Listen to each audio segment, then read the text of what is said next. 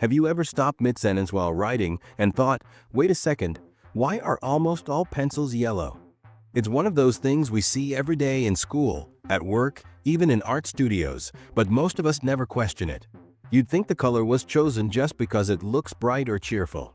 But nope, there's actually a long, surprisingly royal, and deeply strategic history behind that yellow paint on your favorite number 2 pencil.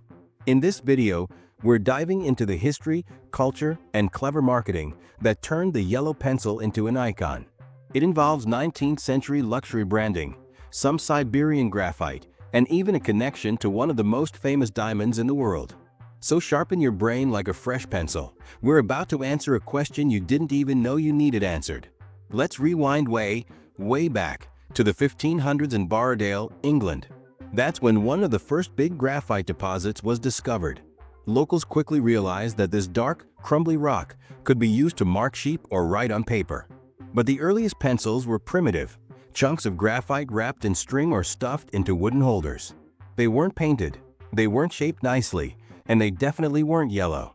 As time went on, pencil making improved. Wood casings were added to prevent your hands from turning black, and countries like Germany became leaders in pencil production. But the quality of the graphite made all the difference, and that's where the real twist in the story happens. In the late 1800s, a game changer appeared: high-quality graphite from Siberia in Russia. This wasn't the average stuff you'd find in a cave. This graphite was cleaner, smoother, and purer, making for a superior writing experience. It was like going from sandpaper to silk.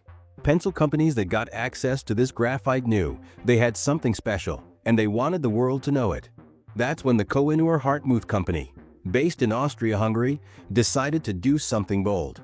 In 1890, they released a premium pencil made with Siberian graphite and gave it a bright, bold paint job: yellow. And no, it wasn't just for style. Yellow might seem like a random color today, but in the late 1800s, it actually symbolized prestige and luxury in many cultures, especially in Asia and Europe. In China, yellow was historically associated with the emperor. It was literally a royal color.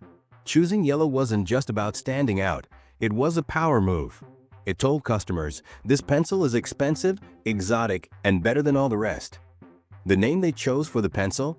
Koh-i-Noor, the same name as one of the world's largest and most famous diamonds. That wasn't a coincidence. This wasn't just a pencil, it was a statement piece. And once people started associating yellow with luxury-grade writing tools, the rest of the pencil world wanted to follow. After the success of the Koh-i-Noor yellow pencil, other manufacturers jumped on the bandwagon. Soon, brands in Germany, the United States, and around the world started painting their high-quality pencils yellow too, trying to cash in on the premium feel. And it worked. By the early 20th century, yellow pencils had become synonymous with quality, especially in schools and offices. If you are finding the video interesting, please do the channel a favor and click the like and subscribe button. Thanks you. Eventually, it reached a point where people expected good pencils to be yellow. Even though the original Siberian graphite was no longer the key selling point, the color stuck because it had become a visual symbol of a trusted tool.